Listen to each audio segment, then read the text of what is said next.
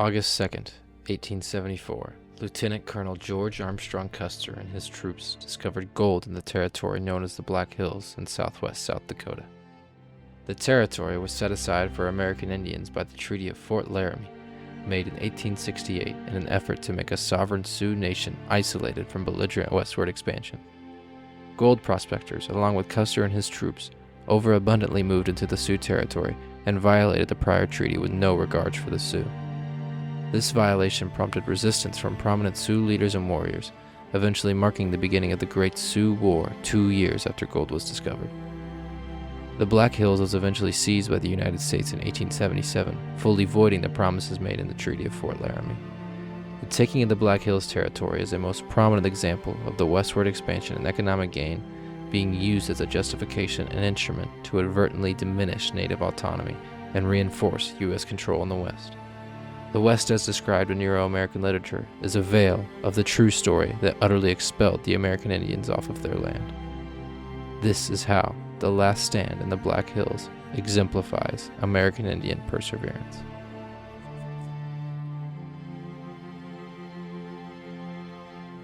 The Treaty of Fort Laramie promised that a large chunk of land would be set aside to be used by the Sioux people and would formally be recognized by the U.S. government as its own sovereign nation in the Black Hills of South Dakota and Wyoming. After the discovery of gold within the nation, the government deliberately avoided and violated treaty terms.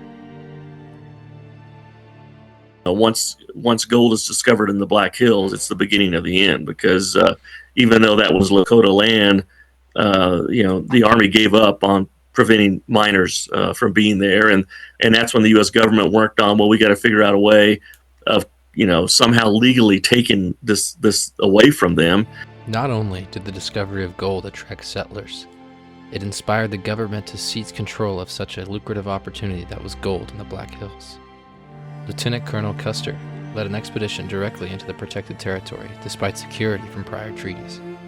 Even though the expedition was to explore the territory, the word of gold permeated the country, and soon thousands flooded to the Black Hills. Attempting to seize the opportunity, the U.S. government attempted to buy the land from the Sioux and offered money for the land while agreeing to send them to another piece of alien land.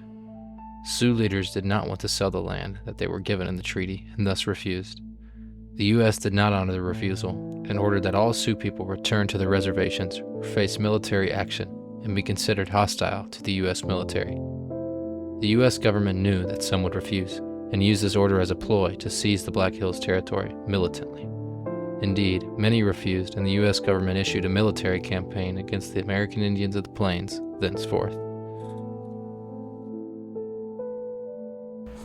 The violation of the Treaty of Fort Laramie by the U.S. put the Sioux Nation, as well as all American Indians of the Plains, in a precarious situation and put them at risk of losing their land and culture. Regardless if they conceded or not, their land and ways of life would be lost, thus many chose to resist.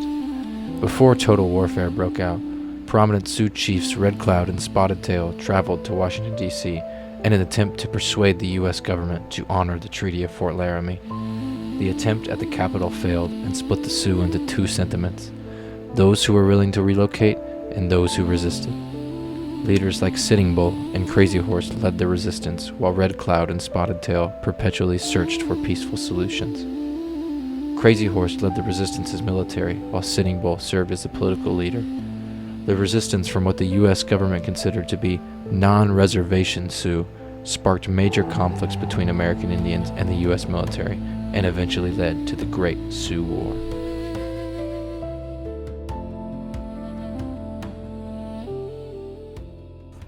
As Sitting Bull, Crazy Horse would have lived by the values of respect, generosity, courage, fortitude, and wisdom. Those are the values that we as traditional Lakota people hold true today, and hopefully hold true to the memory of Tashunka Witko. And Crazy Horse began mobilizing warriors across the plains. The U.S. government and President Grant understood that they could not wage war against the American Indians abiding by the reservation rules, and that the Black Hills must be ceded as a spoil of war against the non-reservation Sioux.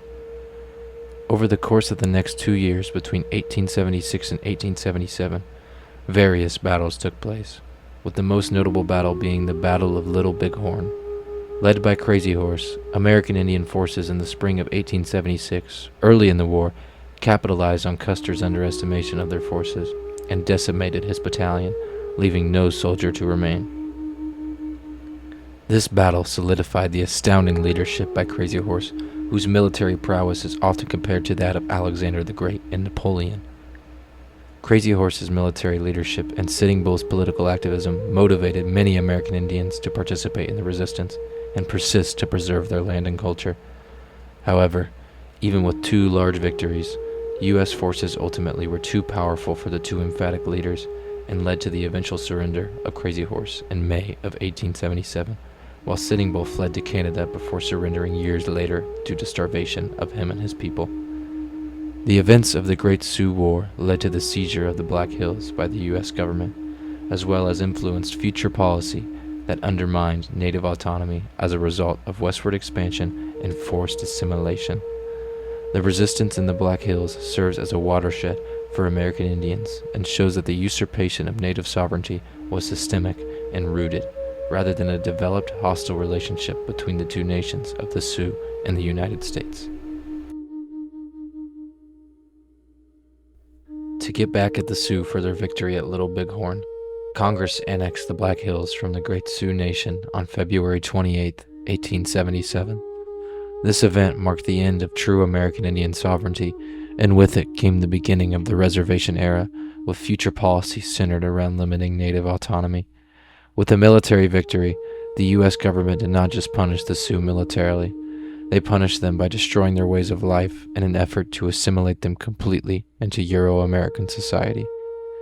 The government issued policy like the Dawes Act that split American Indian lands into plots to promote agricultural lifestyles and assimilate them completely into American society. Along with the Dawes Act, boarding school institutions were made to deliberately destroy American Indian culture. By forcing children to these schools, they were taught to abandon their tribal religions, language, cultures, and traditions, and learn the ways of Euro-American society. The broad goal of the federal government at the turn of the 19th century into the 20th century was to completely do away with American Indian society and change the native peoples into completely new identities that reflect Euro-Americanism.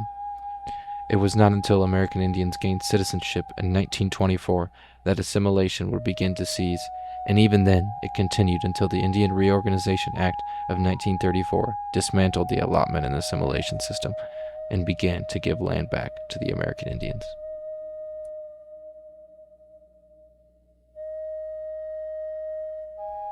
The Black Hills conflict shows that westward expansion was not of a peaceful transfer of land and opportunity, but one of resistance and belligerent militants.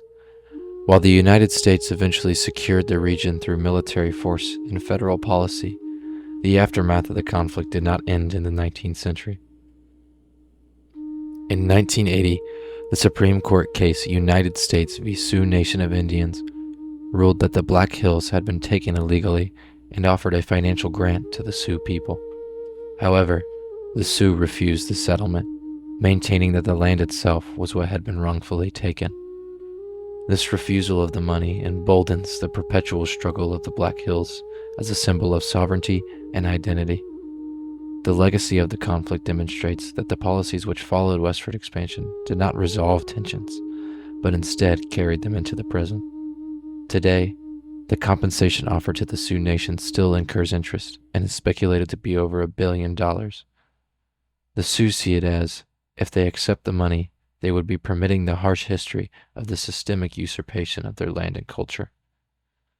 Understanding the Black Hills resistance reveals that the story of the American West is not simply one of progress as is romanticized in Western culture, but one of ongoing struggle over land, power, and autonomy.